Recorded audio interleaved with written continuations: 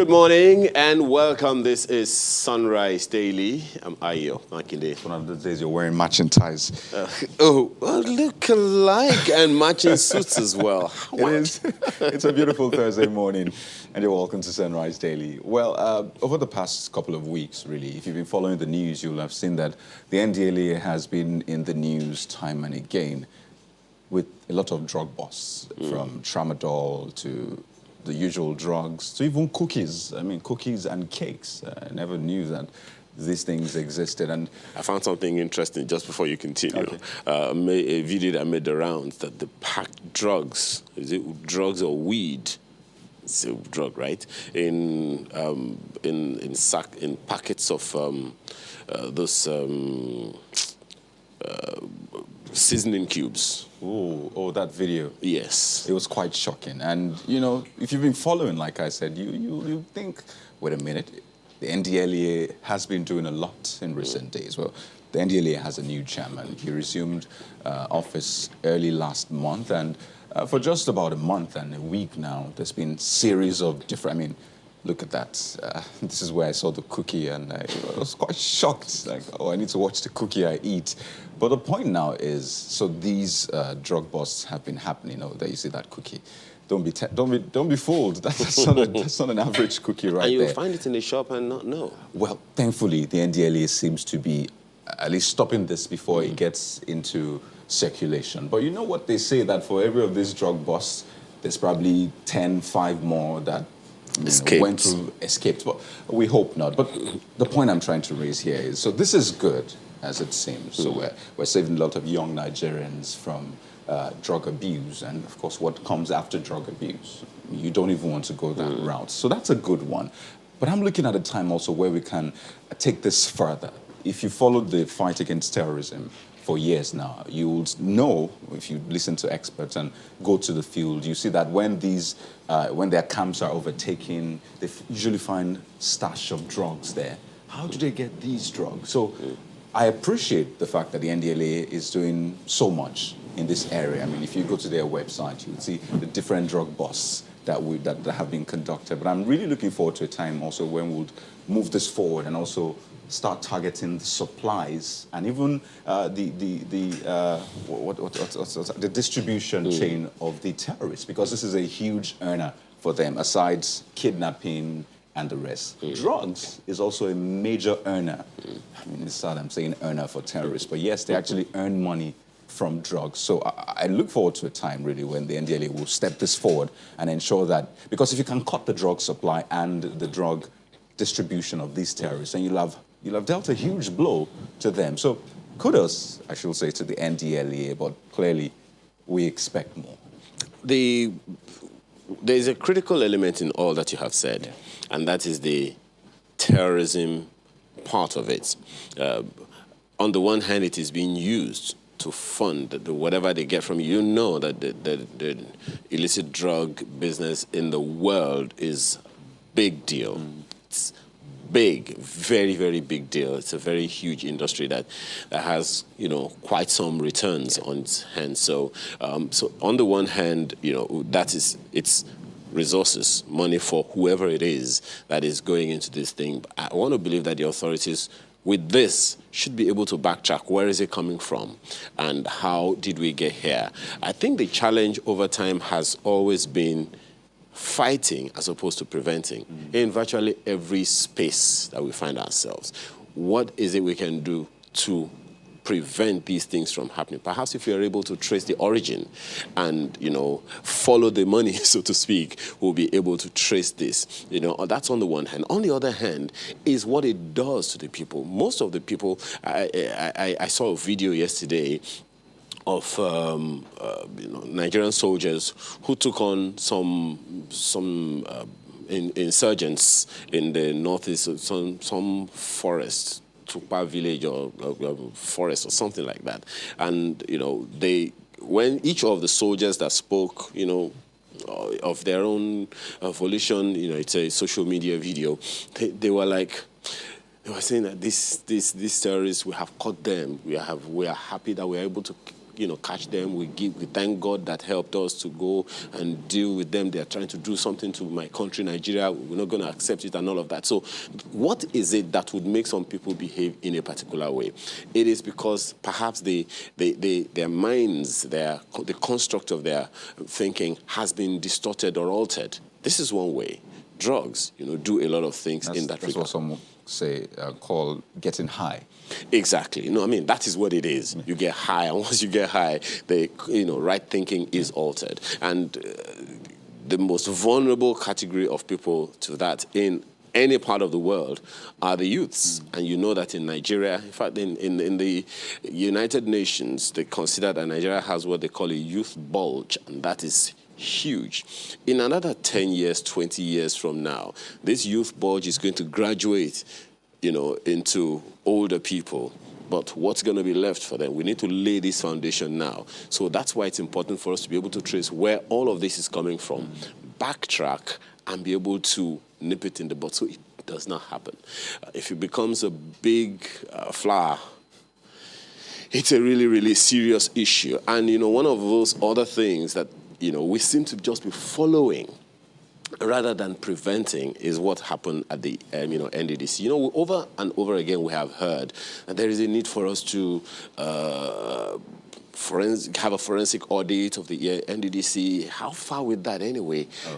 Nobody really knows. But then it's a huge job, really, that forensic audit, because it goes as far back as almost 2 decades, really. More than two decades, actually, going through what has happened in the NDDC. But, regarding procurement, which is this collaboration is meant to achieve, some say that if you want to end corruption in the public service, which I should say is also what fuels the corruption we see in everywhere else. Politicians being corrupt is as a result of someone in the public service, helping out, maybe more than someone, a group of people. So if you want to really end corruption in the public service, then you have to start with the procurement process. Some believe that if you get it right with procurement, you have solved a huge chunk of that corruption. Well, anyway, thankfully we're going to be having quite some discussion along the line of corruption today. But I think that my problem, again, I reference this, the problem that I think we need to contend with is not with fighting the issue. It's preventing it from happening in the first place. Hopefully that is what this collaboration with the BPP by the NDDC will achieve or seeks to achieve. How far will that go? That's another question that one wants to ask. Yes, there is an interim administration in place at the NDDC now. What is of concern is the functions that the NDDC is supposed to perform. People are suffering.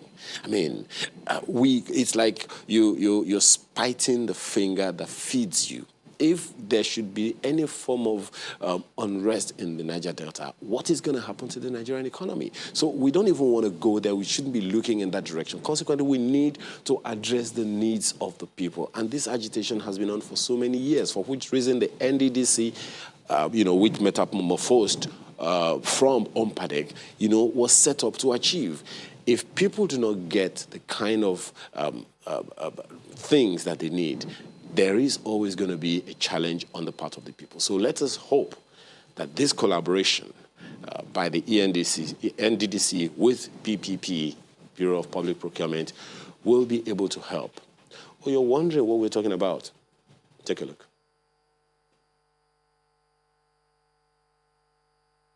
May I invite... There are concerns in some quarters that the Niger Delta Development Commission is not living up to the mandate of its establishment, which, among others, is to facilitate the rapid and sustainable development of the region. The new leadership of the Commission is aware of this and lists some factors responsible. Public procurement in NDDC have many challenges in the past, ranging from number 1, interference by the political class. Number 2, public procurement in NDDC also had issues with user departments of various units trying to take over the public procurement process. The interim administrator of the commission considers bridging the knowledge gap as a viable solution That's the reason for this 2-day training for members of staff of the Commission here in Port Harcourt, the River State capital. It was in the process of addressing the knowledge gap that we had to contact the resource persons in the Bureau for Public Procurement who have been sufficiently, from the information we gathered, the gentlemen and the resource persons that are coming in from the Bureau for Public Procurement are sufficiently knowledgeable and conversant with the procedures of public procurement in Nigeria. The Commission is engaging the Bureau of Public Procurement and is confident this engagement is the way to go.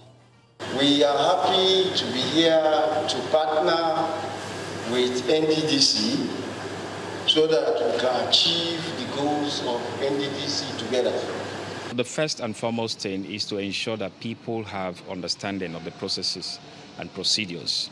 When people understand it, it makes the work easier. With this training, it is expected that things will now be done differently at the NDDC for the betterment of the people of the Niger Delta region.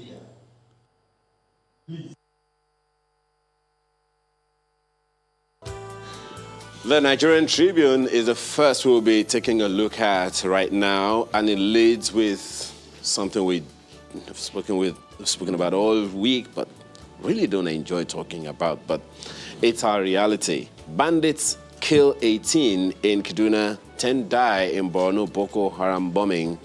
It's on the front page of the Nigerian Tribune, as you can see. Many abducted in 3 Kaduna local governments.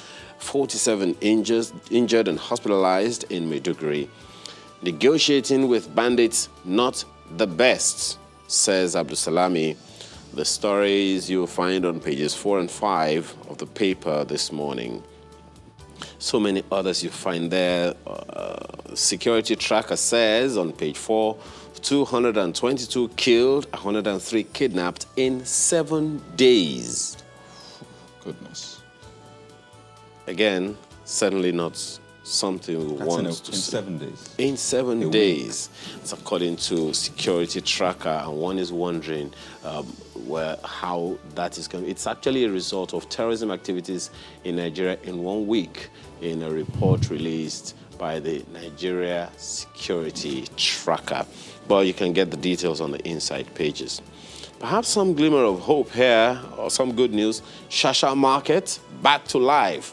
Trailer loads of tomatoes arrive. That's on page 16. Of course, you remember what happened in Oyo State, better to be precise.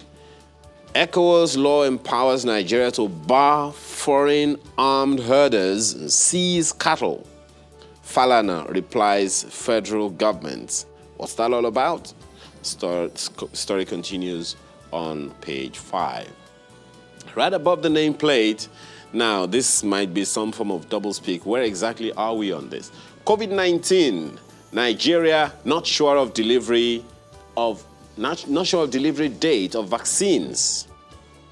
Well, after people saw Ghana receiving that COVAX, the very first, they start asking again, when is Nigeria going to get this? But this is no competition. We should say that. So, well, yeah, it is no competition, but we've heard over and over again for the end of this, before by in a week, in 2 weeks, and now we're not sure. It makes it it makes it worse, the fact that we keep hearing dates, and we keep going past those dates, and so what I heard was before the end of February, and I'm holding on to that. But Nigeria not sure of delivery date of vaccines. So it could mean that we're not sure if it's the 26th, the 27th, the 28th. I like your hope. So I'm holding on to that. I like your hope. All right, Ghana receives world's first doses of COVAX vaccine. You just talked about that. That story is on page 31 of the Nigerian Tribune this morning. We'll take a look at Daily Trust, and the lead story concerns security. Why Kagara abductees remain in custody 8 days after. We've seen the passengers released. It was on Sunday. We expected that at least the students, the staff, and their family members will be released at least a week after, seeing that seemed to be the trend with the passengers. But they're still in custody. So let's take a look at the riders. Bandits want 6 colleagues released. You wonder why? So is this a swap? What, employ all means to rescue victims. IBB, Abdul Salami. Gunmen kill 18 in 2 Kaduna local government areas. Northern governors meet in Kaduna. So it's a lot for you on Daily Trust this morning. It's on page 5. And the picture shows something quite interesting. Federal Ministry of Works and Housing sensitizing illegal occupants under bridges on the Lagos-Ibadan Expressway before their eviction just yesterday. If you know about that corridor, especially the part called the Long Bridge, yes, there have been people who have been victims of robberies. Their cars were taken from them. So I think attention should also be paid to that area. I mean, you don't see people staying under, but clearly some use that, the bush there as a cover to carry out this heinous act. You may not even know much about that until there is heavy traffic on that road. So then you wonder, wait a minute, where did they come from? So we need to police that area as well. So you see right under that in black, death toll hit 16 in Maiduguri attack, really sad one. And something you never thought you'd see, cattle dealers begin strike today. That's right. I'll be interested to find out what that is about. So, so there's a strike, apparently, or there will be a strike. But Daily Trust has more details for you. All right, well, the Vanguard newspaper leads with, again, security, but here is the angle. Way out of Nigeria's security problems. IBB, Abdusalami, Nayeko, others. A story you'll find on page 5. A pack of riders, Nigeria can overcome its security threats if, so it's ascribed to IBB, negotiating with bandits not the best, says Abdul Salami. Onayeko warns against dialoguing with criminals, says there must be evidence of repentance before criminals are granted amnesty. Because if you want to, we featured him yesterday, and that's where those comments came from. Northern elders blast Gomi over profiling of military, say military professional, non-partisan institution. Urge public to see military as symbol of national unity. And Bauchi governor is attributed with this comment, no apologies for defending herdsmen. Find the details on the inside pages this morning. And so many others. Senate confirms power as EFCC chairman. 18 killed in Kaduna as bandits attack soft targets. Victims of NAF plane crash for burial at National Military Cemetery today. Very, very unfortunate, but again, it's our reality. The story you'll find on page 9 of the paper today. The back page has sports, and we have this one. Tiger Woods responsive after surgery. Shows a picture of, well, some pictures you really don't want to see, but it's right there on the front page of the Vanguard newspaper today.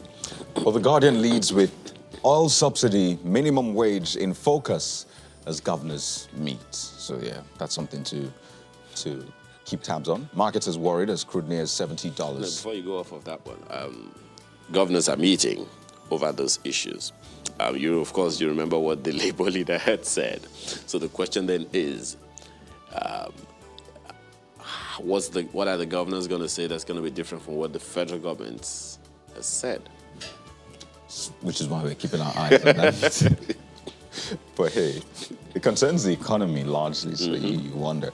But you see, Labour insists decision must reflect interests of Nigerians. So, like I said, we keep our eyes on that one. And you see, underfunding may kill education in Nigeria, Babalola warns. That's The Guardian for you. The Daily Independent is looking at politics this morning as its own lead story on the front page. Daily Independent is talking about 2023 presidency. And guess what? Goodluck Jonathan weighs options between APC and PDP. How would you know? Well, the story is on page 4. He should act according to his conscience, says Adebanjo. Find the details on the inside pages. Right under the picture you see there, Nigeria loses $500 million over extended EU ban on beans. What's that all about? Again, the inside pages has the story. Reps ask FG to lift embargo on employment. Find that on page 4. I'm wondering why, that is something, given that even now we're looking for, do we have enough resources to even take care of the ones that we have? But then that's what you have on the front page. We won't witch hunt anybody. New EFCC boss. The details again on the inside pages. That's the Daily Independent today.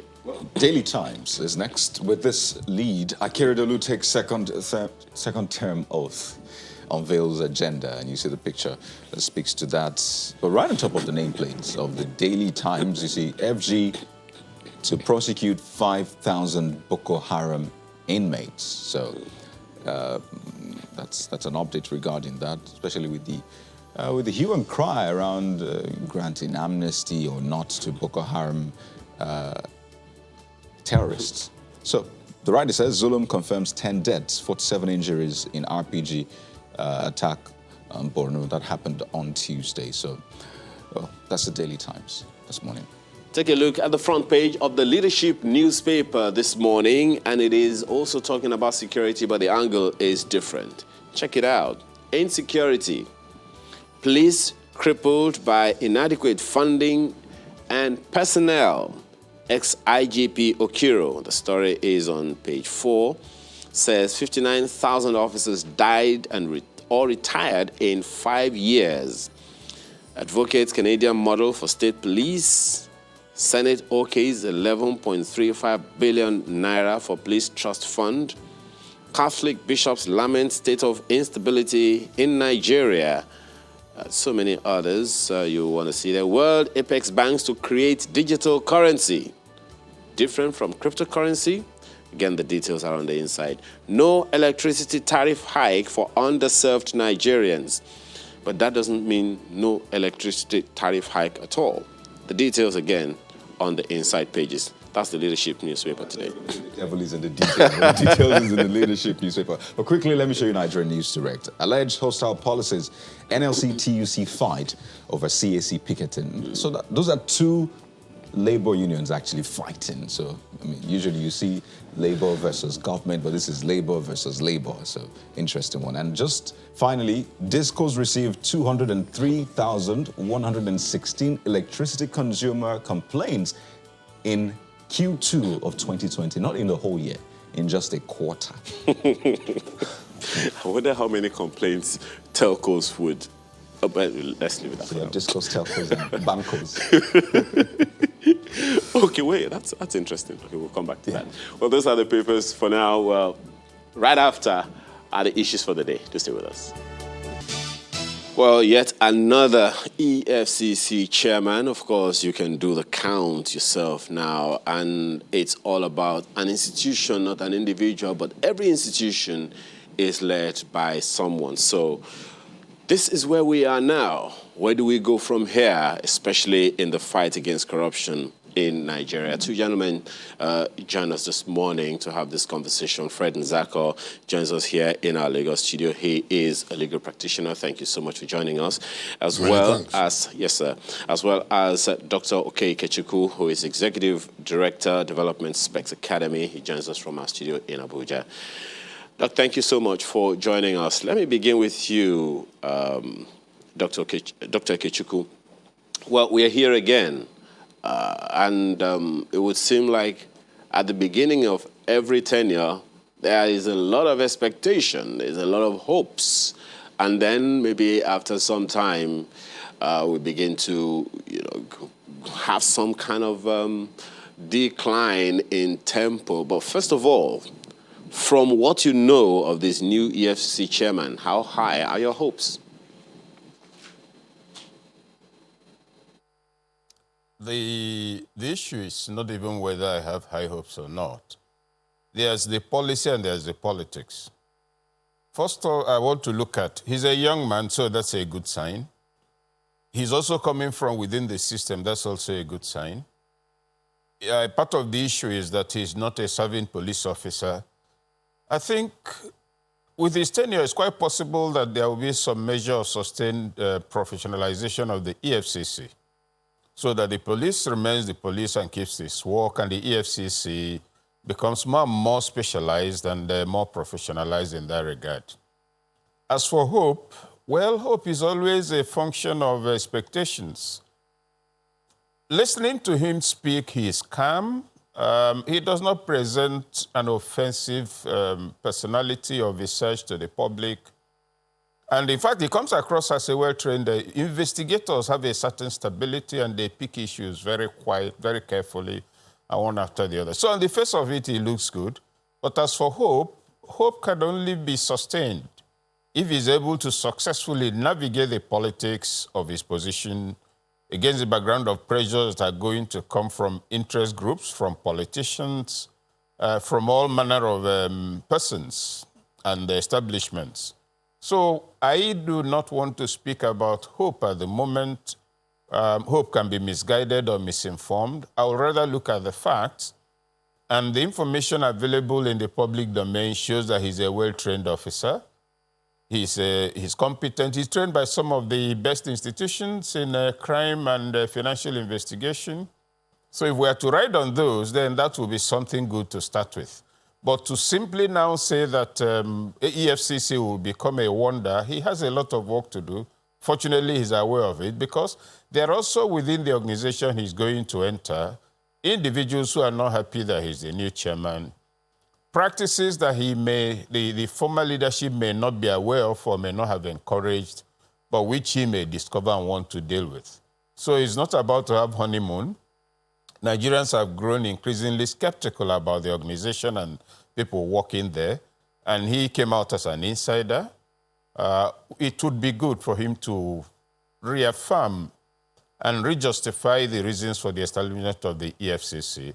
There's a report of policemen in the organization having to go back. Let us bear in mind that the CID, the Criminal Investigation Department of the police, has not been disbanded. It's still there.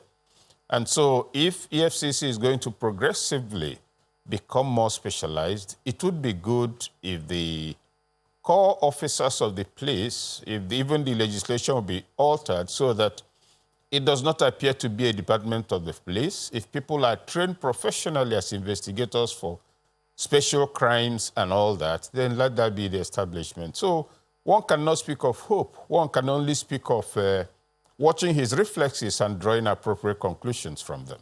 Okay. Well, Mr. Nzako, talking about the appointment of this young man, part of what the law says, the law all kind of benchmarks the appointment of the EFCC chairman against that of a police officer of a particular cadre.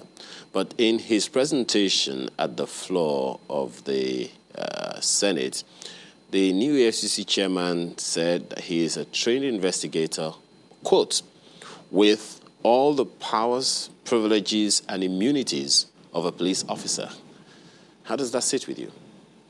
Well, when you talk about the issue of powers, privileges, and immunities of a police officer, of course, that presupposes that he realizes that once any crime is involved in any society, the first point of resort is the police.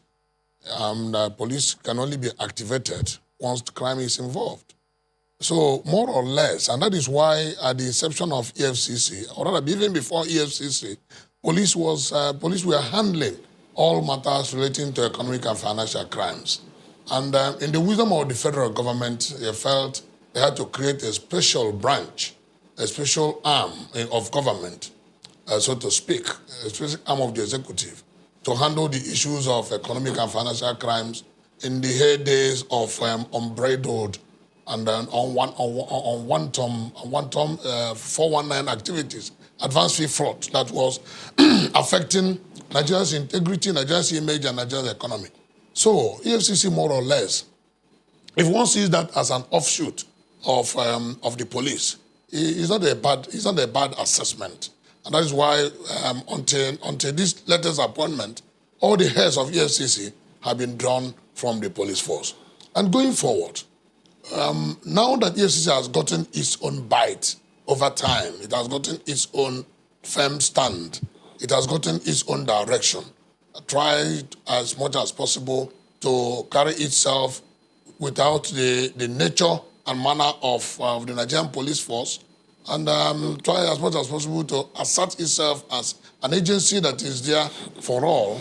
Nigerians expect that going forward, EFCC will not drop on its oars in ensuring that economic and financial crimes are tackled to the letter.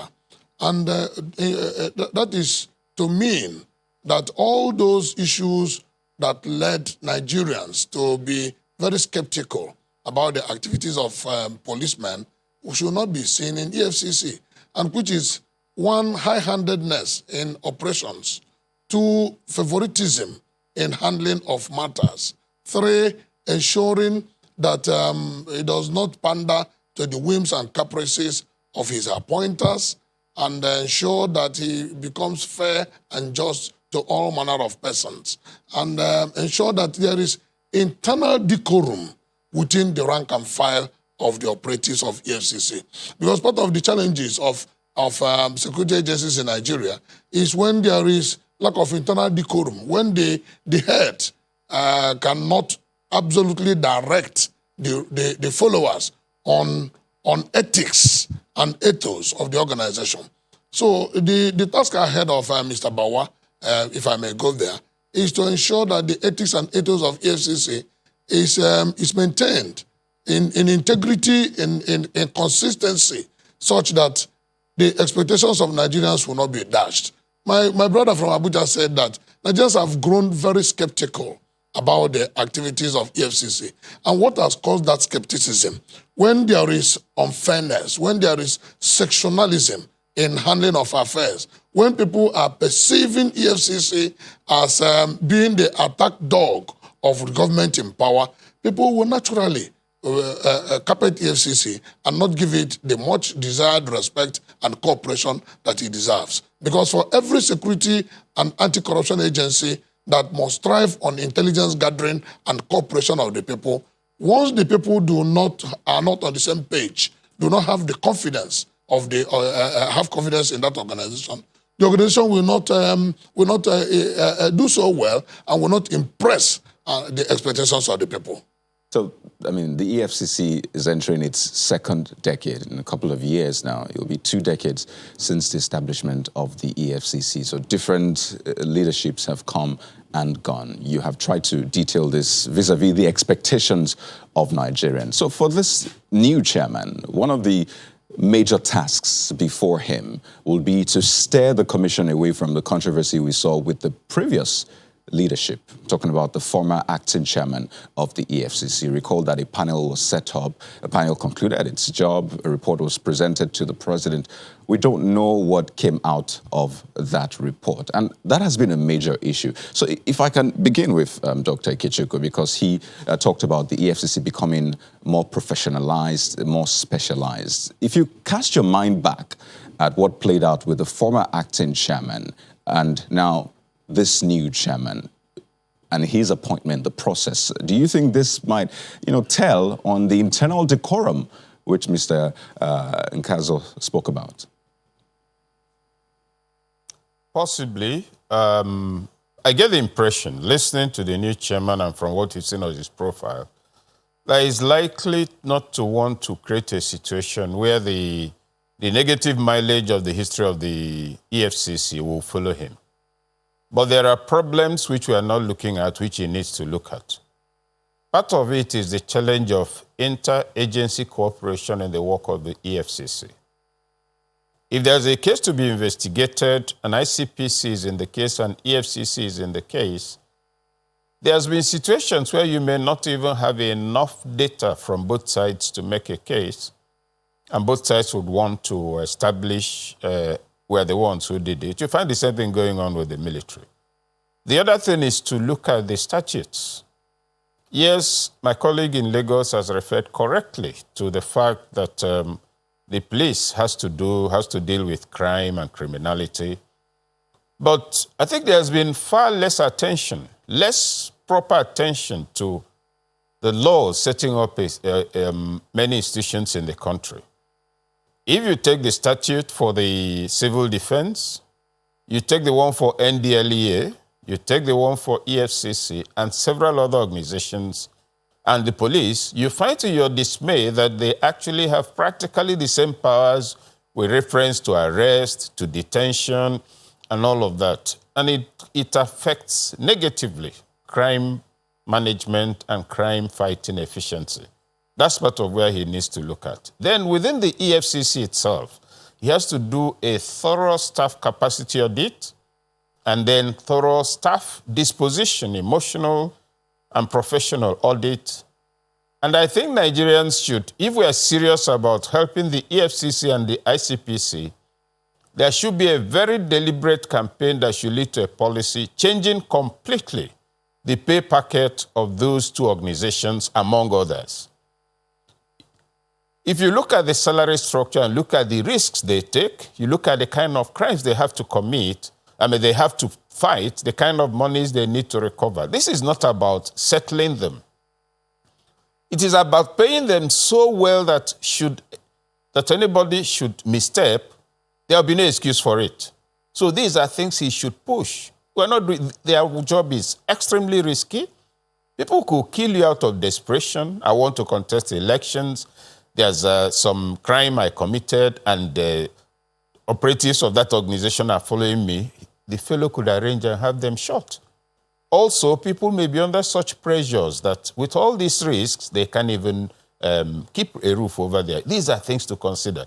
Progressive professionalization, economic isolation in terms of economic empowerment, and then let them be at par with their colleagues all over the world who are doing the same kind of work.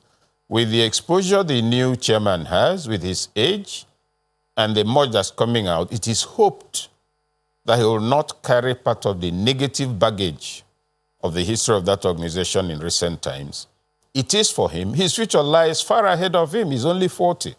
So he must know that what he does within the next 4 years could make him part of the future of a better Nigeria, or bury him as somebody who is biologically young, but who is also part of the old generation that has created the problems we are dealing with today.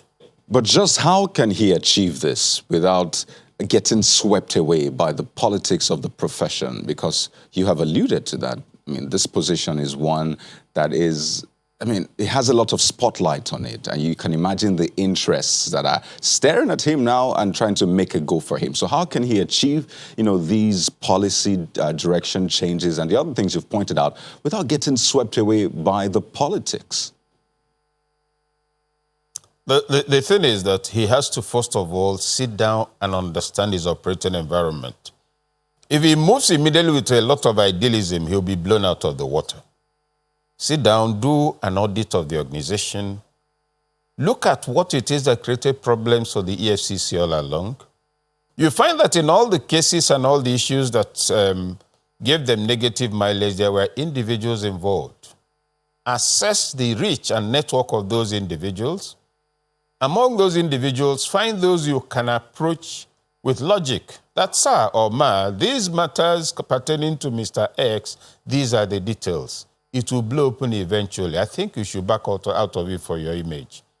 For others, you find what their history is. You pick up their file and go and look at some of the content of the file and say, sir or ma, on the basis of this, which is really not an issue at the moment, I will advise you to be of good behavior so that it doesn't become an issue.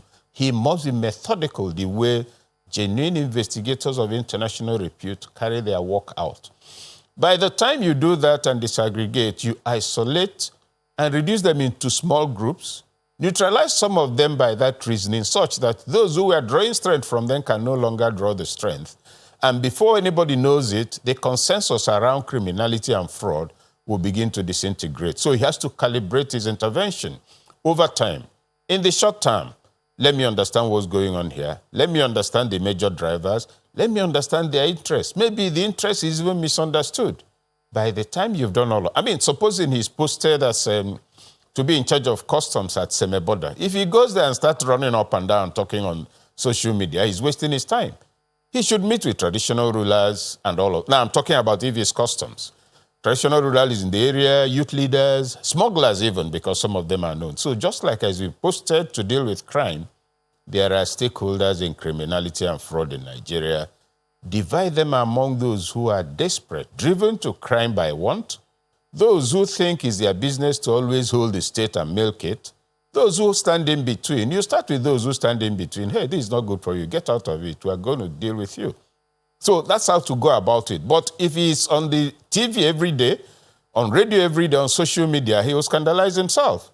Also, the media trial that has become part of the history, perceived history of the EFCC, he has to step it down very, very dramatically. People have a reputation to maintain which could determine their livelihood until you've made a case against them. But to rush to the press in order to say, oh, see, EFCC, can't you see we're in the media today? No. Part of the work, I imagine, should also be some measure of reorientation for the public. So these are things he has to take into account. EFCC media output should change under him.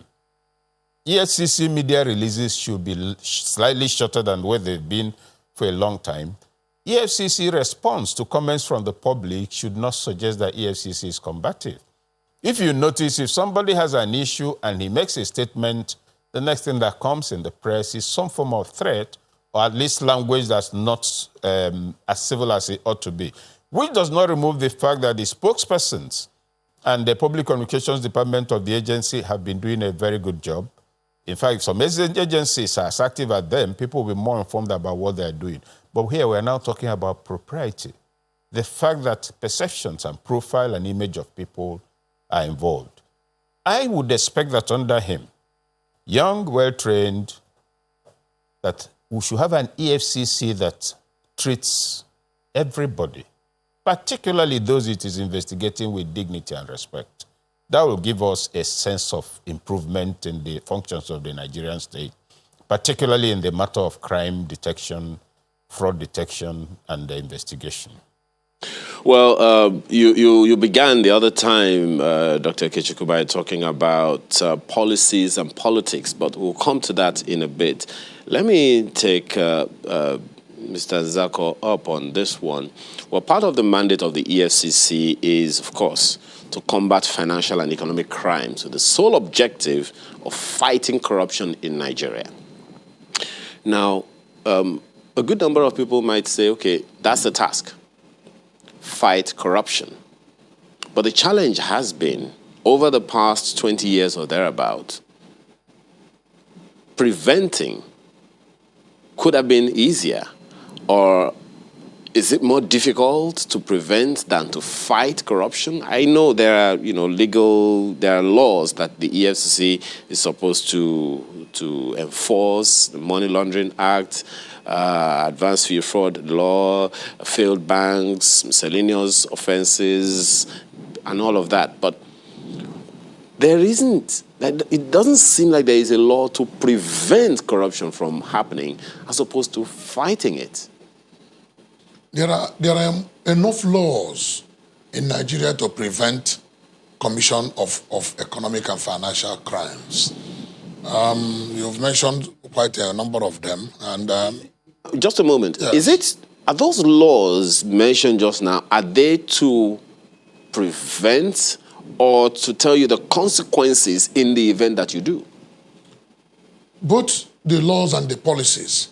Essentially, most of the laws go to let you know what will happen if one commits any crime. But the policies and programs of government will tell you and will put safety nets that will prevent anyone from committing crime. Take, for example, the issue of, in the public sector, you can look at the issue of budgeting, look at the issue of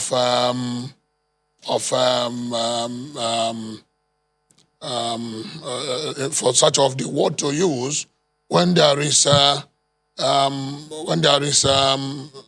contract to be awarded, for example, and then there is this office that handles that to ensure that due process, yes, that's the word, that due process is followed. Those are policies and programs that ordinarily should dissuade anybody. But a situation where human beings, in the midst and in the presence of all those laws, would, for personal gains and aggrandizement, want to still commit the offenses. That is where the fight now comes. Because when one is given the option, you either do this and you receive this, or you don't do it and you are free. If the individual decides to do it over and against the provisions of the laws and the policies that are in place, and then the next thing is to fight the fellow, because the fellow would have breached that protocol and that provision. If the law, yes. just a moment, sir. If Yes. the law is supposed to prevent, and we have done a lot more fighting than, well, it would seem like we have done a lot more fighting than preventing, does that suggest that the preventive powers of the laws are weak? It suggests that the citizens themselves are not yet ready to have a better society. Because the preventive powers have to be implemented by the citizens themselves, especially the leadership, the authorities. Those are the helm of affairs. Because the local parlance, they say the fish rottens from the head. Where the head is aimed at ensuring that there is prevention of act of criminality, then the rest will follow. In which case, if anyone doesn't follow, then it will be easy to whip such fellow in line. Let's take, for example, in various states, if the governor does not put his hand in the cookie jar, you want to tell me that the commissioners and the directors would be as corrupt as they are today? If the leadership of any environment is clean and tries to whip everybody under him or her in line, then it becomes easy for everybody to follow suit. But where the head, where the leadership is found wanting, then it becomes a free-for-all for everybody. Well, and that is why it is very important that while we make the laws for prevention, the laws that will attack and fight the committal of such crime will also be made manifest and be made strong. And I just have a responsibility to assist EFCC. Okay. In terms of funding. We'll come to that part, where Nigerians have to play their own role. But then there is another question here, which is it the question of laws now or structures that will prevent the acts of corruption? But we'll take that on when we return from this break. Do stay with us.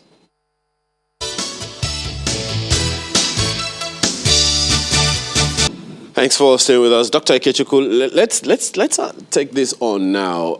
You've talked about the policies and the politics, but let's ebb into that gradually now. We know that there are policies, there are laws that empower the EFCC to do their jobs the way they ought to do it, to fight corruption. But then, as Mr. Zako has said, there is also the need for us to consider the preventive powers of those laws for which there are deterrents. Clearly, it would look like with all the cases and all the rampant and abundant, if I can, for lack of a better word, corruption, it would seem like the deterrents are not strong enough. Is it a problem of the laws or policies, or a problem of the institutions that are supposed to deter people from getting into corruption in the first place? This would have made EFCC's job a lot easier.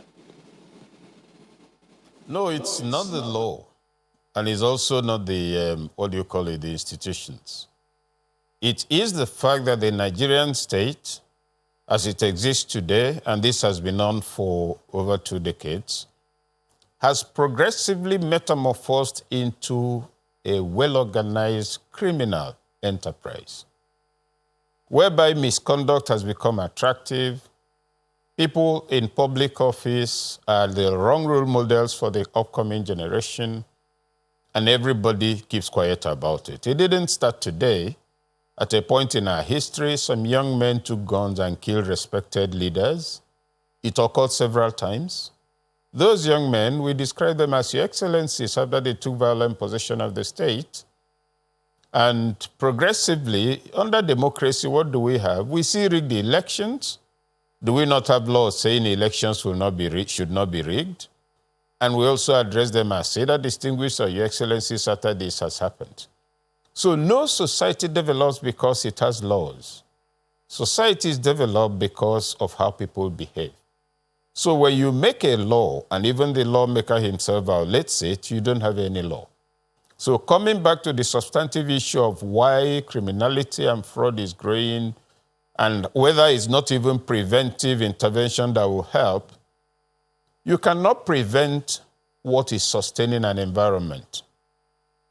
Criminality, at all levels, is what is actually sustaining the environment in which we live today.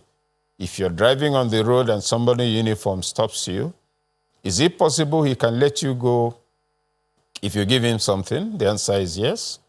If you win an election and you go to your village and tell the people, yes, you know, I've won the election, we are now to make laws, and somebody comes and asks you for 5 million naira to start a business, knowing that your pay packet is not anywhere near that, and that happens for over and over. As a minister, whether as somebody won election as a minister, your people say you're a failure.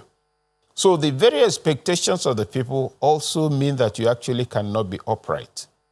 But the people who are making these demands, including yourself, if you're the special guest of honor at an anti-corruption event, you read a 40-minute paper on how Nigeria will be a wonderful place, on the damage corruption and fraud are doing to Nigeria, and so many other things. So all of these things are going on while the law is there. So the thing for us to really keep in view is that it is self-deception to celebrate laws instead of proper behavior. Like Nzako said from your studio in Lagos, we have enough laws. If you really want to pursue the matter, there was no need to set up any other anti-crime anything if the police CID department had been doing its work, which it was doing over the years. Of course, the EFCC came into being not just because of wanting to fight crime. There were also international demands when the Obasanjo government was asking for debt relief and all of that. So that's why it's not entirely right for it to be tied to the police.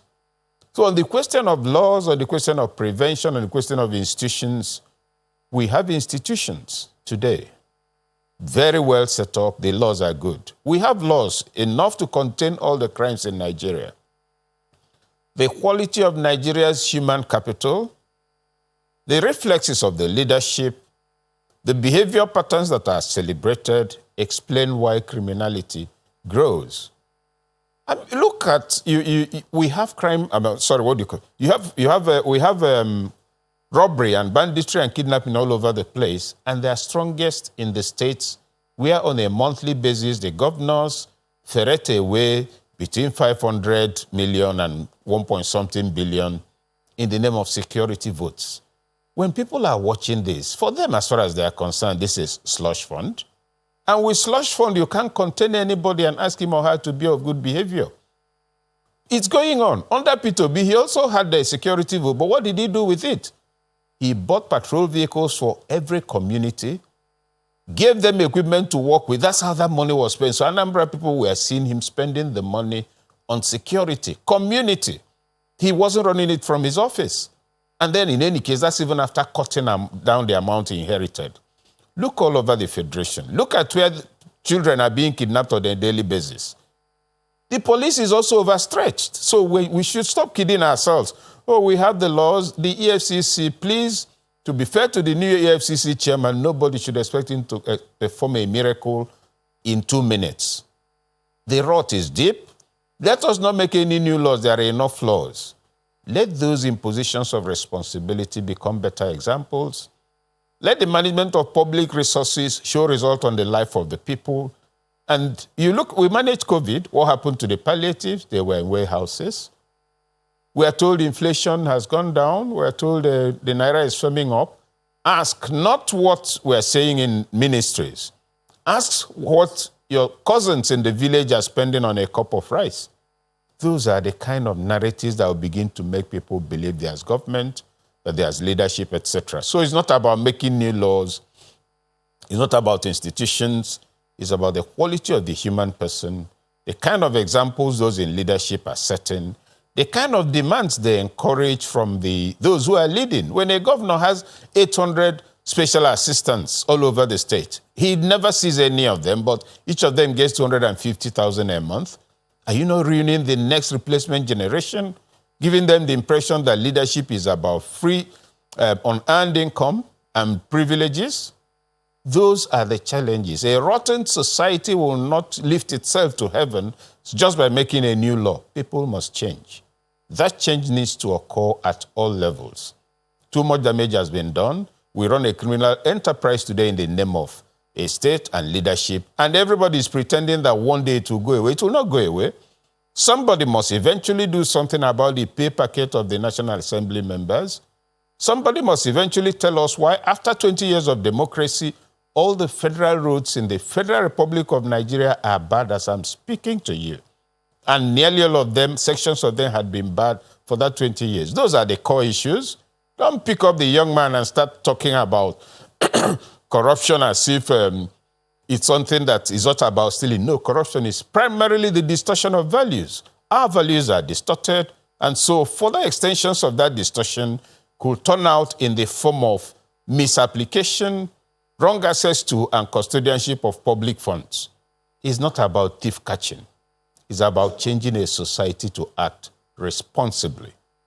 Clearly, a job of work ahead of us. But Mr. Nzako, leaning on that statement from Dr. Ikechukwu saying you cannot prevent what is sustaining an environment, as a lawyer, how hard will it be to prosecute that thing that is sustaining an environment? I mean, you've been practicing, so just how hard is it? If we're going to solve this, then we need to look at those different areas. Just how hard is it? The first and fundamental place that we need to start from, going by the beautiful analysis by my brother, Dr. Ikechukwu, is to start from the reward and punishment approach. The reward and punishment approach in Nigeria is terribly skewed to the extent that those who do the right things are not adequately rewarded. Those who do the wrong things are not adequately punished.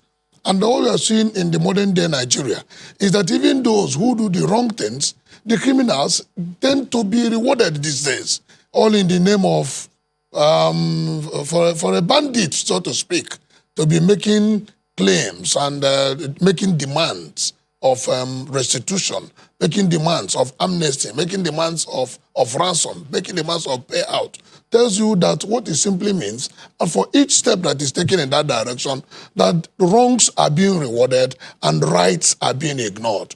Any society that does not hold its reward and punishment system in good stead, that society will not get out of crimes and criminality.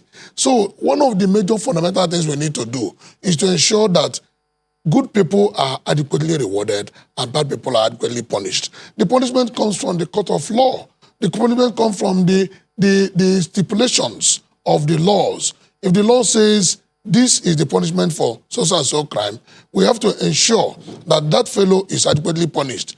But the station where there is so much politics in the polity, like my brothers earlier alluded to, where somebody commits an offense, and instead of the person being adequately punished, the person is shielded by the Godfather. The person is shielded by those who have benefited from the committal of that offense. Take, for example, the issue of electoral fraud. Who benefits from electoral brigandage? Who benefits from the rigging?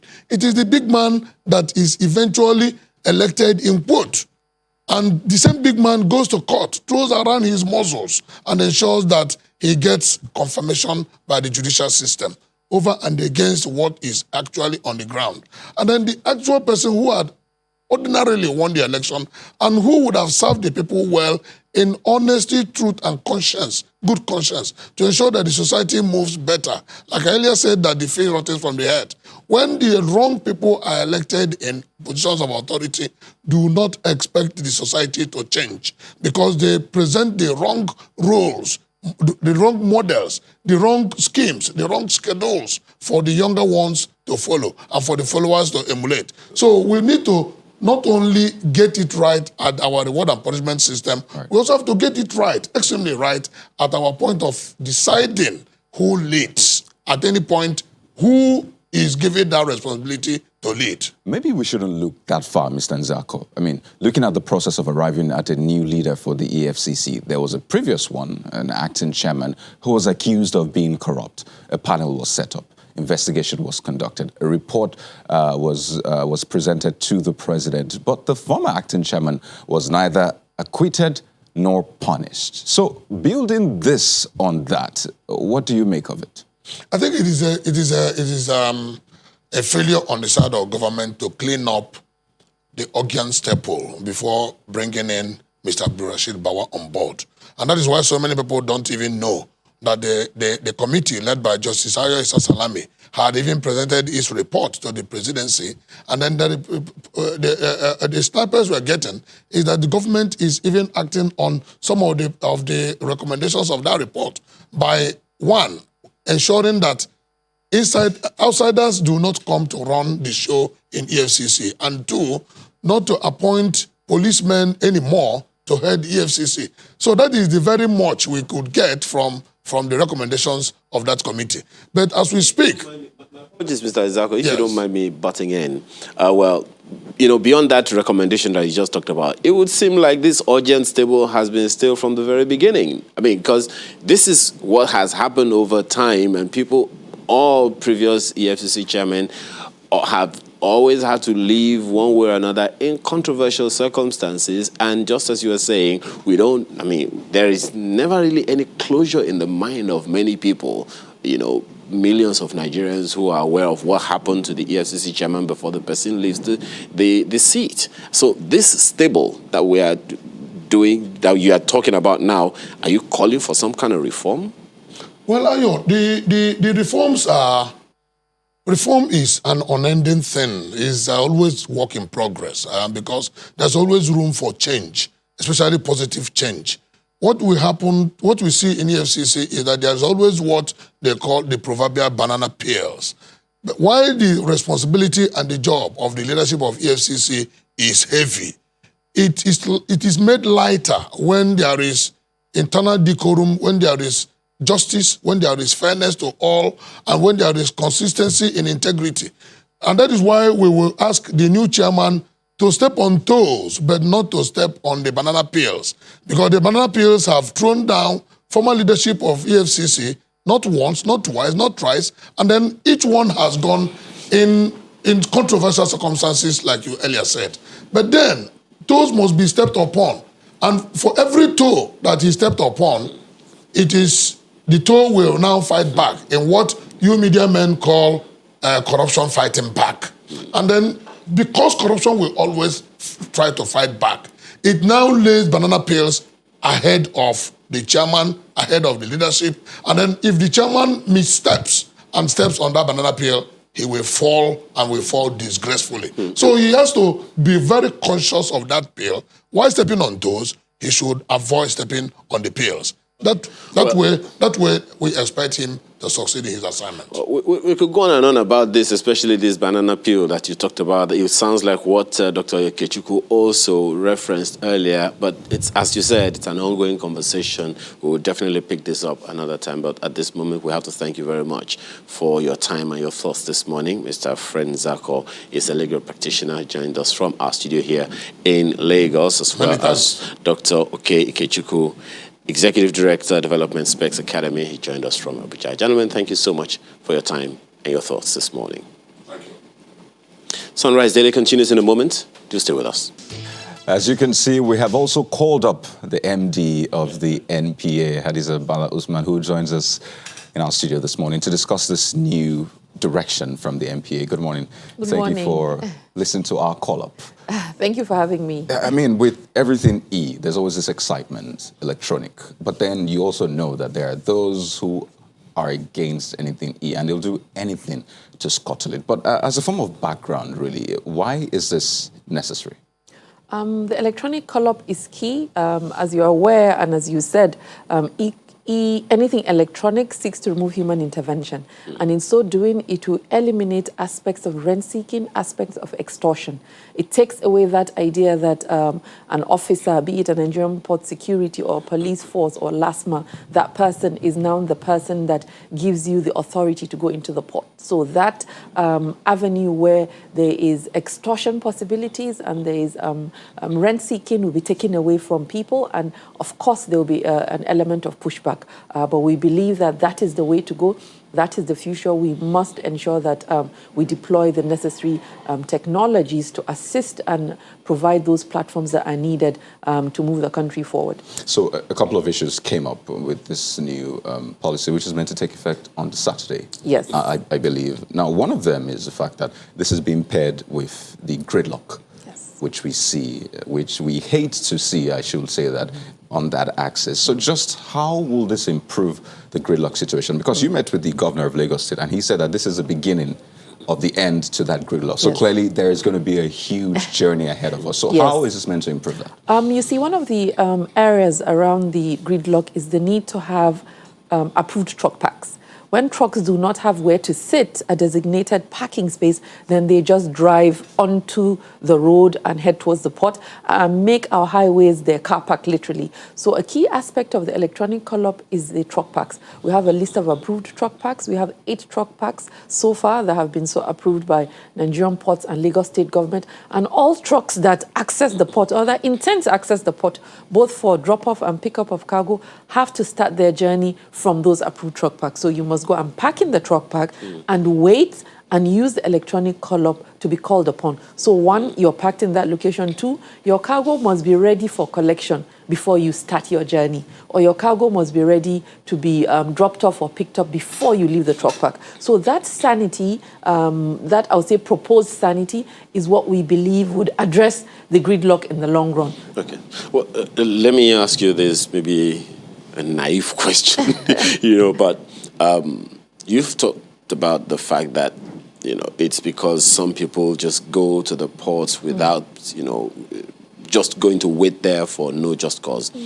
This regime, what are the steps it seeks to eliminate so that things are much better, just as you are? What are the steps that had hitherto been responsible for the gridlocks that we've had over the years that are being eliminated? What are these steps that have been eliminated? Those clear aspects or steps, I would say, are that 1, your cargo has to be ready, meaning that the terminal operators would have concluded what is required to release your cargo. Nigerian Customs Service and all other agencies or inspection would have concluded on your cargo.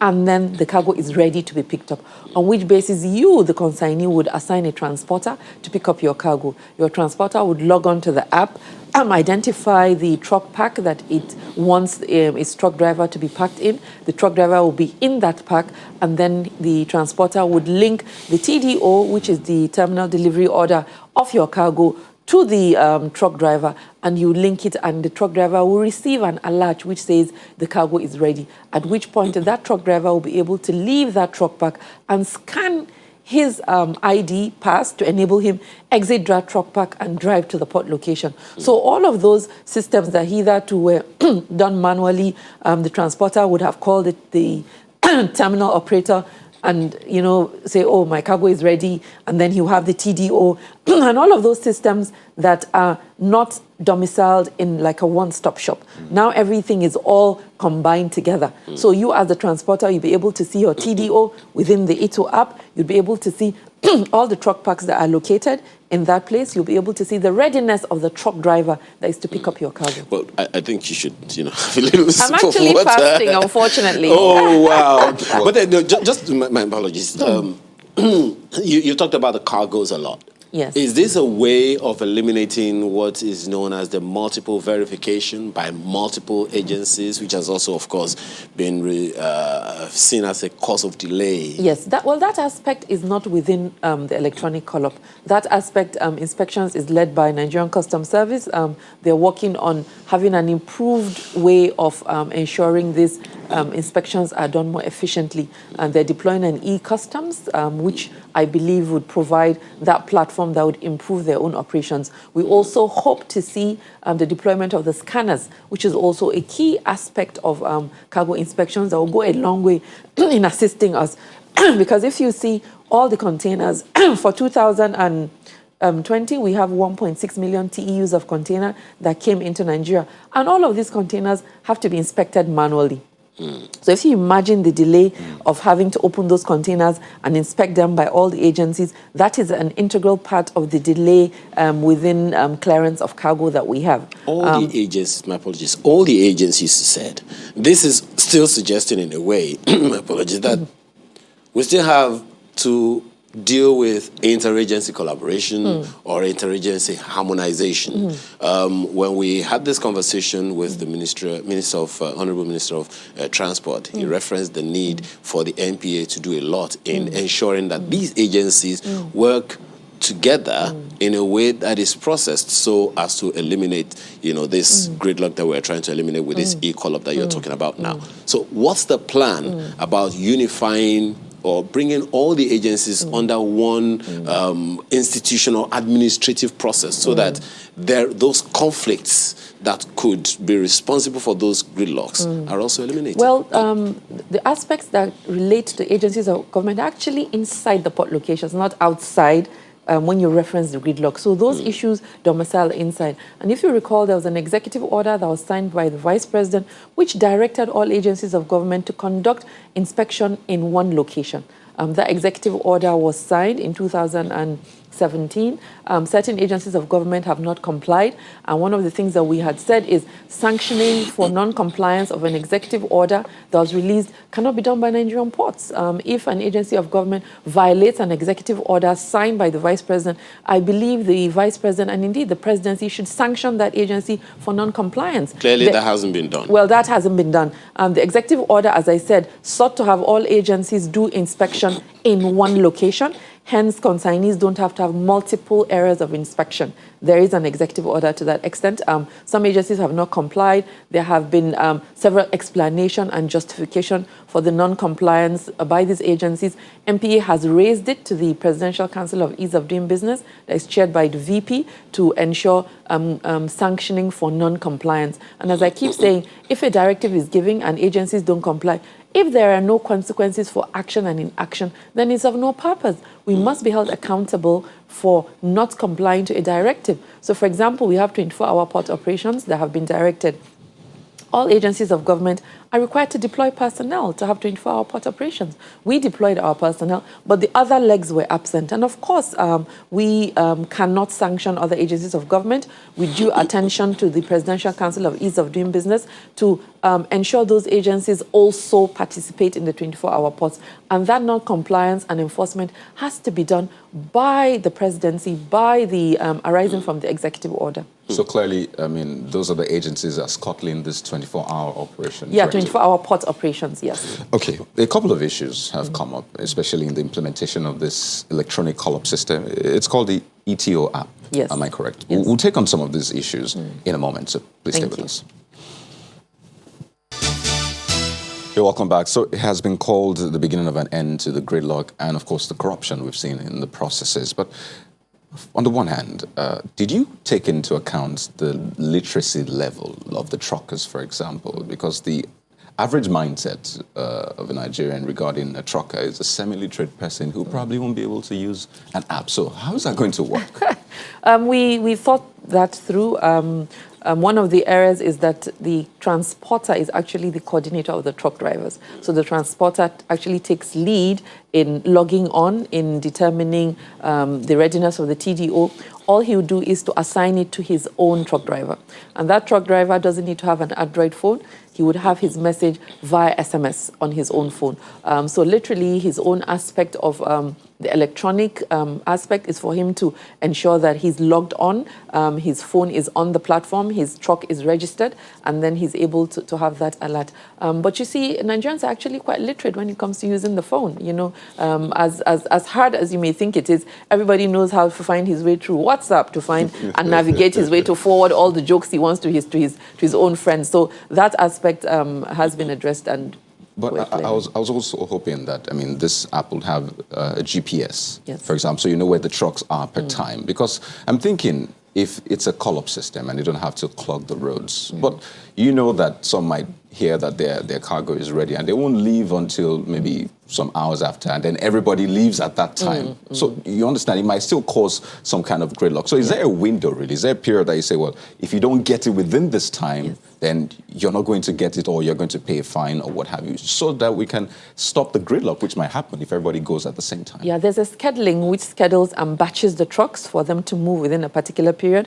And if you don't exit within that period, then you're losing your slot. So there's clarity as to the batching and the movement. And within the structure of the electronic call-up, we have the pre-gate. So if you leave, for example, a truck that is outside of the environment, you proceed from that truck park to Lily Pond, if you're going into Apapa, and to MOB Truck Park, if you're going into Tinkan, where you'd go for the second clearance, which is the pre-gate that will enable you access the port. So all of those are done scheduled, and they're done in batches. And one of the key aspects of the success to the e-call-up is the compliance. The compliance for truckers that refuse to participate or just drive towards the port locations, which is where Lagos State Government, Federal Road Safety Corps, Nigerian Police Command are strengthening that.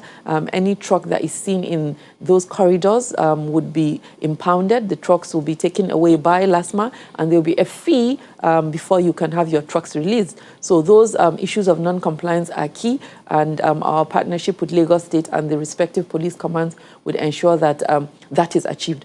Fundamentally, one of the things that we seek to do is to have locations where trucks park. And I keep referencing that, and I've been referencing this for the past 3 to 4 years, is if you don't designate a parking for trucks that access the port, everybody will just be on the road. Everybody thinks that they can just drive towards the truck park. And we've seen also the other leg to Apapa congestion is the petroleum product tankers. Lagos State Government is working with DPR as it relates to that. We're focusing on the aspect that has to do with the accessing the port locations. I'll still on that same issue, but this angle. At the end of the day, most of the time, it's not the drivers that own the trucks. So what if a call comes from above, so to speak, says, release that fellow, right there and then. The guy has been impounded, the truck has been impounded for violating, the instructions that have been laid out for truckers, and for whatever reason, the guy is back there because there is a call from above. How do you handle that? Well, that truck cannot go into the port because it's electronic. So even if you release the truck to the trucker has to take his truck away from that location, because if you impound a truck there, the impoundment would move the truck away from the road and take it to a site. There is a designated location that has been identified by LASMA where all such impounded trucks are taken. So to the extent that your truck has been impounded and the so-called big person calls, the truck would be released to that big person outside of the port corridors. So that would not constitute a nuisance for us. At the end of, okay. I mean, I was going to reference those images. It's not pleasant to see that kind of congestion, as it were. I believe some of them was actually on. Can you see? I mean, that's on the road. But I know that this e-call-up was preceded by a manual call-up system. It's literally the same thing, except that this is electronic. So how successful was that manual call-up system? Well, as I keep repeating, the manual call-up did not have designated truck parks. So what all is sought to do was trucks that are coming in are sequenced to come in, but it doesn't say you must sit in a particular area. And another leg to it that I think is very critical for consignees and citizens is the aspect of returning of empty containers. I'm sure you're all aware when a consignee takes his cargo from the shipping company, he is required to return the empty container to the shipping company. And there's a deposit you give to the shipping company when you take their container. And once you return the container to the port, then they give you back your deposit. And consignees have been unable to return their empty containers within the period. So literally, that deposit that is given by consignees are lost. So shipping companies have been making billions on that. So for every container, they literally automatically make the money for the deposit. You're required to return the container within a few days, and within those days, because of the gridlock, you always lose it. We have instituted a system where you take the empty container to an empty container holding bay outside the port, where there's no gridlock, there's nothing. So consignees, empty your box, return it to the empty container holding bay, collect your deposit. The shipping company is mandated to move those empty boxes from the shipping holding bay to the port. So it's no more your responsibility. One, you're also able to drop it within a period where you can collect your deposit. That is a fundamental, I think, game changer around the congestion, because about maybe 40 to 50% of the trucks, they are actually empty containers that are struggling to get into the port because of that deposit. So Nigerians and consignees now would be able to collect their money off the shipping companies, and the shipping companies will finally take responsibility of moving those empty boxes back into the port. We've had a lot of pushback from the shipping companies. They do not want to comply because this is an aspect of their business. It's not a business, but they're just making profit out of our inability to resolve our problem. So now everybody collect your deposit once you drop your box outside of the port environment. If you're unable to have access to the shipping holding bay, you have a helpline, you call us, and we mandate them to have that. Within the empty container policy, all shipping companies must take out commensurate number of containers they bring into Nigeria. Nigeria will not be a dumping ground for your empty boxes. Your holding bay must be 65% of the volumes of cargo you bring in every month. So that would mean all boxes you bring, you must take them out. And annually they register, they have a registration with Nigerian ports. If you don't meet those criteria, you will not be registered. So for 2021, that's what we've done, which made them comply. So we're going to start that off, and we hope it would work. Well, you don't blame them for wanting to make money. It is money making anyway. Yes. That's why it's a business. But they say there is something critical that you have continually mentioned that is critical, again, to the success of this e-call-up system that you've been talking about for a while, which is that of a park for the trucks. What other infrastructure are critical to the success of this e-call-up system that is not in existence already? We have the need for road networks linking those designated truck parks. Lagos State government has committed to providing any form of palliative required to enable access and navigation of articulated trucks outside from those locations to the park. And as we've always mentioned, we need to have intermodal transportation system. You can't have one transportation node servicing a port. You must have the rail, you must use inland waterways, you must use also the road. So we've seen the aggressive deployment of rail into the port locations, and we're hopeful that that would commence, and that would enable us take a proportion of those cargo onto the rail. And then you also have the inland waterways, which we're also using now. We've been encouraging barge operations, and we're also embarking on a renewed barge licensing regime, which seeks to sanitize the operations of the barges, because they've also been abusing the system where they're loading too many containers on the barge, and you have areas where the barges may collapse. So Nigerian Ports Authority is working with LASWA, Lagos State Inland Waterways Authority, to ensure that we have, I'll say, safety mechanism deployed within our barge operations. That barge operation thing you mentioned is critical, but we'll come to it in a bit. At the heart of all of the systems that you're talking about are people. E-call-up, as my colleague said, once it is new, it comes with its own apparatus, so to speak. Yes. And it is a game changer. And change is something that is naturally resisted. How is the carry along going, or has it gone for people who are going to operate this call-up system so that it doesn't get frustrated within a short time? We've done a lot of stakeholder consultation.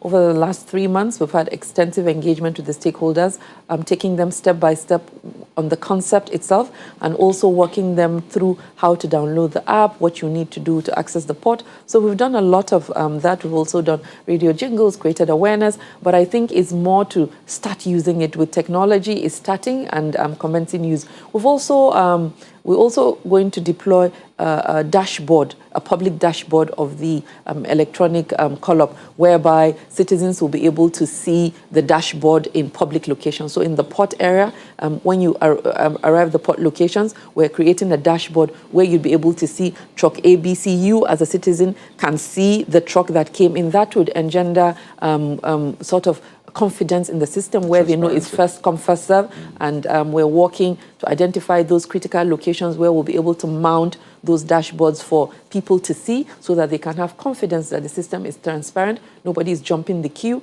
and then we move on. I feel that some of the things that inform the reason why the extortion is exciting is because a group of people control accessing the port. Now, now that it's electronic, it's not you and I, it's not MPA security or anybody, it is the system that generates first come, first serve. That would make people have more confidence when they see it happening, and also working with Nigerian ports. There will be glitches, definitely. There would be teething issues, definitely. But I believe in the long run, this is what would succeed. Within 0 to 3 months of implementation, we intend to address all of those teething issues. But importantly, we must start. I think that's what counts. That's quite ambitious, 3 months. Yes. We look forward to it. Well, there's also the question of those trucks categorized under manufacturing concerns. How does it affect them? How does it work for them? A window for them. They also have to log onto the ATO app.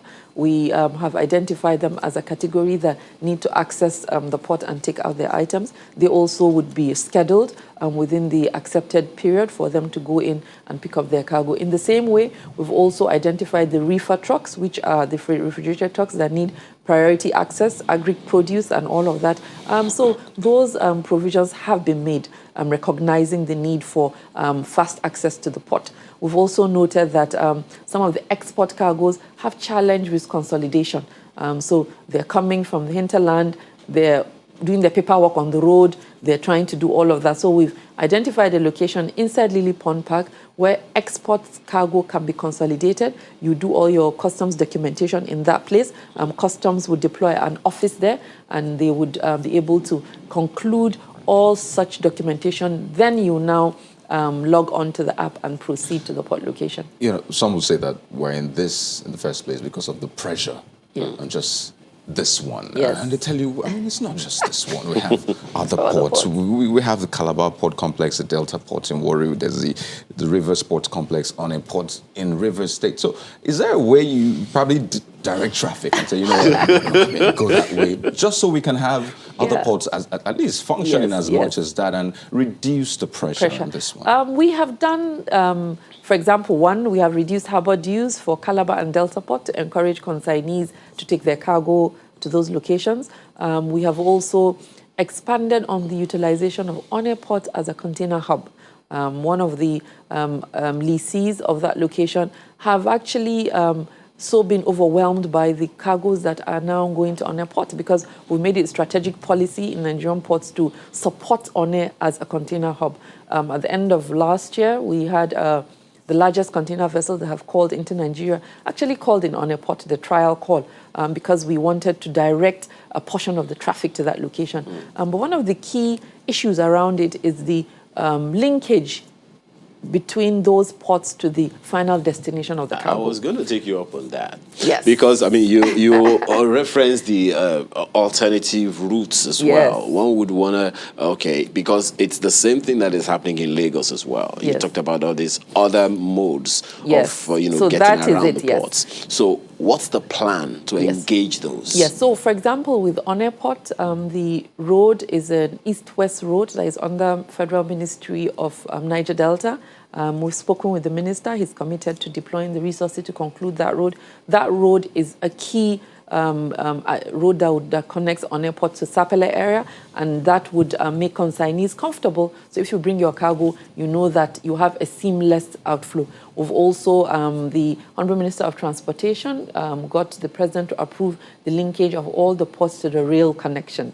So that is also having that linkage. But priority is if I take my cargo to, for example, Onne, how easy is it for my cargo to get to my destination? That is the mind of the consignee. So I go to Onne and the road is bad, I can't get my cargo to Onitsha, for example, if that's where I want to go to. If I feel it's easier for me to come to Lagos and take my cargo to Onitsha, then I'll pick Lagos as my choice. So we must ensure that those linkages that links the port to the final destination would be a commercial hub, which is a hinterland, that is done. So we've written to Ministry of Works, and we have that priority list for roads that needs to be done by Federal Ministry of Works, and they have been deploying. I would like to recognize that, and the Ministry of Works has been prioritizing the roads linking the ports. Yeah, you talked about the rails. How soon before we have that linkage also up and running, to the best of your knowledge? Oh, for Apapa and Tican Island? By the end of this first quarter, by April, I think, we would have that. In fact, there's some trial runs that are being done. And it's important to know that there was hitherto a marginal connection to the rail in Apapa. So this new rail deployment should be completed within the next few months. And the other ports? And the other ports, the infrastructure work hasn't been done, but the concept has been approved, and they're including it in the plan to ensure that it's done. You know, it's interesting, a lot of things are tied to this. I mean, just recently, a lot of people have been raising concerns about trucks in the Amuwo-Dofin area, the Agor Palace area, illegal barge operations, and the rest. So this needs to actually work. Yes. Because if it works well, I imagine millions, residents in that area Absolutely. and all that, Yes. imagine millions will have headaches taken off them. So regarding punishment, really, Yes. implementation and punishment, I think it's important. So in specific terms now, when you talk about the window that is given to them, just how much time do they have to obey that call-up and get their things and get out? Well, what it, in terms of is compliance from the 27th. So if you are not part of the e-call-up, you will not go into the ports. So, that's it for that period. We're giving you up until 27th. All trucks going into the port must be from that. So, yeah. I mean the window from when they tell you that your cargo is ready to be picked up. Yeah. Just how much time do they have to get there? It's a scheduling in batches. Okay. I cannot give the time because the truck parks are located in different parts of Lagos. So for a truck park, for example, we're working on Ahmed Bola Tinubu truck park, is 1 kilometer to the port. So that would definitely have a different time from another park that is way out of town. So all of those are scheduled and sequenced and batched so that they will not be congested. It is a seamless flow, recognizing all the ones that are also approved to proceed to the port. You talked about the barges earlier. It would be remiss of us not to bring it up. Of course, all around Lagos, barges are springing up here and there, and clearly not in designated places. So if they are not licensed by NPA, who does that? Okay, so let's just be clear. Anything cargo and water is NPA that comes to the mind. We license a barge operator. It's like a driver's license. You can operate your barge, but NPA does not now define where you go and park your barge or the jetty that you utilize. Okay. So, for example, NIWA licenses jetties, Lagos State Government does same, Nigerian Ports Authority does same. So, one is licensing the barge operation so that there's a minimum standard of operations of the barge itself. Then the next leg is ensuring that the jetties that are operational within the Lagos Piloted District have the necessary integrity and have the capacity to receive those barges. That is why we're working with all the agencies to see how we can synergize. Okay. So we give you license to drive your jetty, drive your barge. This is what I mean, yeah. And where you go to load your cargo or load a consignment. It's nothing to do with the NPA. As it relates to other jetties. We have some jetties that we pretend over, but there are also other jetties. Go on. But we're working with NIWA and LASWA to have an inspection team that is going around the whole of the waterways to identify those jetties and have them listed out and have them maintain a minimum standard of integrity in terms of the construction of those jetties to receive. A very quick one before we let you go. What is the NPA doing to support businesses, particularly exporters who are ready to activate the AFCFTA? One of the things that historically we've always had a priority desk for export of agric and solid minerals in each of the terminal operators. So every time we've been required to designate a terminal for such, we remind the Federal Ministry of Trade that every terminal operator wants export. It's business. So everybody wants the cargo to come. But what we need to do is to ensure that the documentation are done early. So, for example, what I referenced, that we've identified a place in Lily Pond where we would pack for export consolidation. So that is an area that would give you that place where you would do your paperwork. But we're also calling on the other agencies to simplify the process so that what does it mean if you have to export yam? So what are the processes that you need to do before you get here? So it's not when you arrive Lagos and you're in the port and your yam is getting rotten, that is when you're getting your documentations clear. But we have done that in identifying a location within the Lipon terminal. So that's the new direction, the ETO app, you call Yes, it. it is. What ETO, by the way? ETO is said to be organized, arranged in Yoruba. ETO. ETO. There you go. Yes. So we'll be speaking with Mrs. Hadiza Bala Usman, the MD, Nigerian Port Authority. Thank you so much for sharing your thoughts with us. Thank you for having me. It's my pleasure. So let's go on a quick break. We'll be back.